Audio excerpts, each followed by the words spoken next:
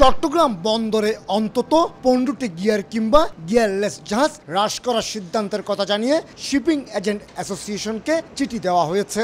জাহাজের তালিকা বন্দরের কমিটির কাছে জমা দিত নির্দেশনা দেওয়া হয়। ঈদের দীর্ঘ বন্ধ, কাস্টমসের আন্দোলন এবং দুর্যোগপূর্ণ আবহাওয়ার কারণে বন্দরের বহির্নোঙরে জট তৈরি হয়। এতে জাহাজের অবস্থান সময় বেড়ে যাওয়ায় আন্তর্জাতিক শিপিং বাণিজ্যে চট্টগ্রাম বন্দরের সুনাম ক্ষুণ্ণ হয়। একটা জাহাজের সাথে একটা জাহাজকে বললেই তো আর উল্টো করা যায় না, কারণ এটা তো একটা জাহাজের সাথে তার চার্টার একটা এগ্রিমেন্ট থাকে, তার একটা সময় সাপেক্ষের ব্যাপার থাকে, একটা তো অ্যাটলিস্ট একটা সময় লাগবে। এই মুহূর্তে বললাম জাহাজ একটা রুট থেকে যদি বন্ধ করে দেওয়া হয় তাহলে তো এটার বুঝতে হবে। চট্টগ্রাম বন্দর ও বহির্নোঙরে বর্তমানে 111টি জাহাজের অবস্থান রয়েছে। এর মধ্যে প্রধান জেটিতে অবস্থানরত 17টি এবং বহির্নোঙরে 91টি জাহাজের মধ্যে 38টি থেকে পণ্য খালাস হচ্ছে। এই মুহূর্তে কন্টেনারবাহী জাহাজ রয়েছে 36টি। চট্টগ্রাম বন্দরের তথ্য অনুযায়ী বন্দরে পণ্য নিয়ে আসার জন্য 126টি মাদার ভেসেলের অনুমোদন রয়েছে। এর মাঝে 90 থেকে 96টি মাদার ভেসেল পণ্য আনা নেওয়া করছে, বাকিগুলি চলছে অ্যাডহক ভিত্তিতে।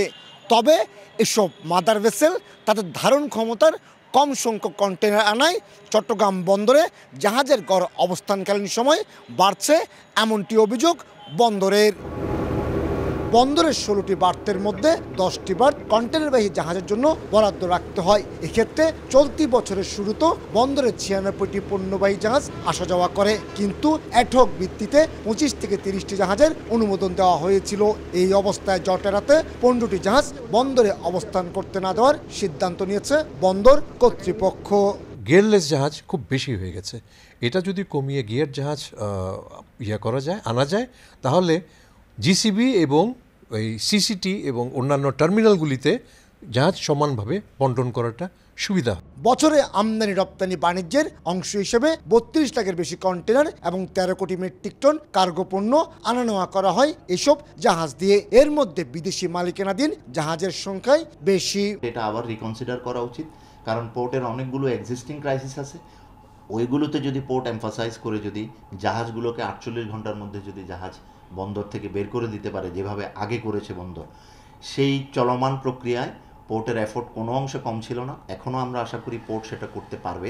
চট্টগ্রাম বন্দরে দেশি বিদেশি অন্তত 30টি শিপিং লাইনের জাহাজ পণ্য আনা নেওয়া করে। এর মধ্যে প্রতি মাসে করে 113 থেকে 126টি কন্টেনারবাহী জাহাজ আসে এই বন্দরে। কমল দে, সময় সংবাদ, চট্টগ্রাম।